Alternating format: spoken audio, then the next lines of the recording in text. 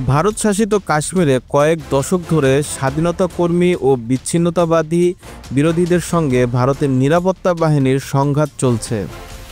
এই সংঘাতের পটভূমিতে বিগত 25 বছরে অনেক প্রাণঘাতী হামলার ঘটনা ঘটেছে, যার ফলে অসংখ্য নিরীহ মানুষের জীবন ঝরে গেছে। সাম্প্রতিক সময়ে পেহেলগামে হামলার পরিপ্রেক্ষিতে ফিরে দেখা যাক কাশ্মীরের সবচেয়ে ভয়াবহ হামলাগুলোর দিকে। চিত্তি সিংপোরা গণহত্যা, 20 মার্চ 2000 সাল। তৎকালীন মার্কিন প্রেসিডেন্ট বিল ক্লিনটনের ভারত সফরের ঠিক আগে চিত্তি সিংপোয়া গ্রামের শিখ সম্প্রদায়ের 36 জন গ্রামবাসীকে নির্মমভাবে গুলি করে হত্যা করে অজ্ঞাত বন্দুকধারীরা। এই হামলা কেবল প্রাণঘাতীর জন্য নয়, বরং আন্তর্জাতিক কূটনৈতিক প্রেক্ষাপটের ব্যাপক আলোচনার জন্ম দেয়। নাম্বার 2, অমরনাথ যাত্রার হামলা, আগস্ট 2000 সাল।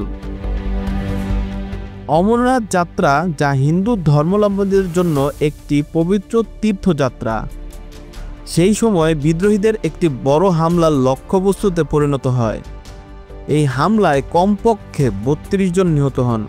পরবর্তী বছরগুলোতে 2001 সালে, 2002 সালে এবং 2017 সালে এই তীর্থযাত্রায় হামলা চালানো হয়। নাম্বার 3, শ্রীনগরে বিধানসভা ভবনে আত্মঘাতী হামলা, 1 অক্টোবর 2001।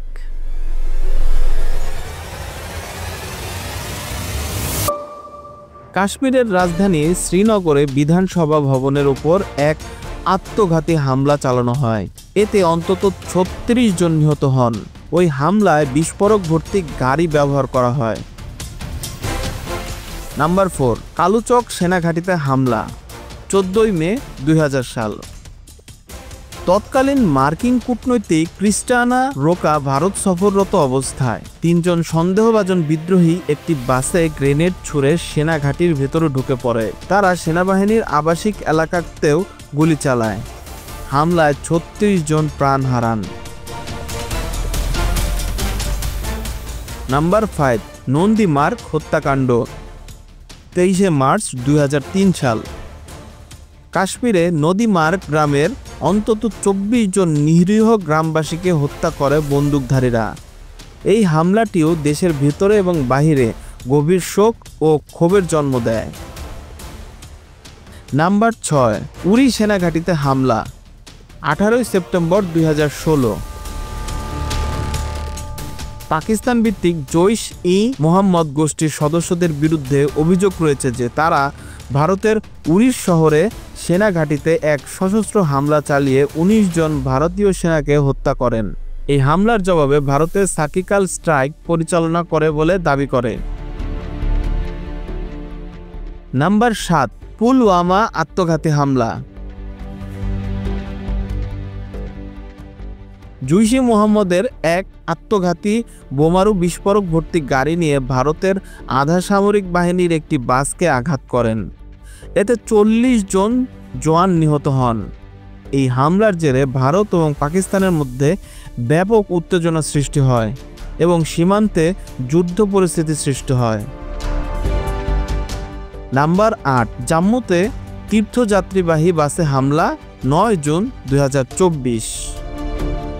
সবচেয়ে সাম্প্রতিক হামলাটি ঘটে 2024 সালের 9 জুন, যখন জম্মুর একটি ধর্মীয় তীর্থস্থানে যাওয়ার পথে হিন্দু তীর্থযাত্রীদের বহনকারী একটি বাস গুলি চালায় সন্দেহভাজন বিদ্রোহীরা। এতে অন্তত 9 জন নিহত হন ও আরও অনেক আহত হন। এই ঘটনায় ভারতের বিভিন্ন মহলে নিন্দার ঝড় ওঠে এবং নিরাপত্তা জোরদার করা হয়।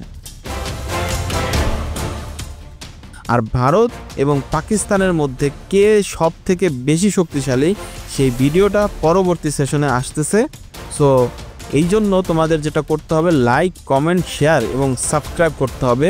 বেশি বেশি সাবস্ক্রাইব করলে বেশি বেশি ভিডিও বানানোর একটি আগ্রহ তৈরি হয়। সো দেখা হবে নতুন কোনো ভিডিওতে। আল্লাহ হাফেজ।